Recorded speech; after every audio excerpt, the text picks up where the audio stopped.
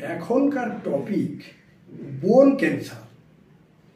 খুব সম্প্রতি 18 থেকে 22 বছর ছেলেদের মধ্যে এই রোগটা দেখা যাচ্ছে। কোথায় হচ্ছে? হয় রিস্ট জয়েন্ট, নয় নি জয়েন্ট।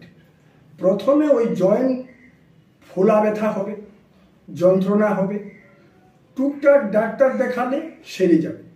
কিন্তু কিছুদিন পর ওই জয়েন্টগুলো ডিজেনারেটেড হয়ে প্রচণ্ড আকার ফুলে যায়, ব্যথা হয়, যন্ত্রণা হয়, পুরো নার্ভ সিস্টেমটাকে অ্যাটাক করে নেয়, একদম পঙ্গু করে দেয়।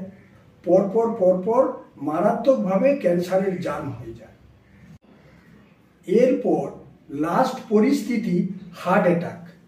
তাই একেবারে আর্লি স্টেজে হোমিওপ্যাথিক ট্রিটমেন্ট করালে পেশেন্ট আশা করি সুন্দরভাবে উপকার হয়ে যাবে।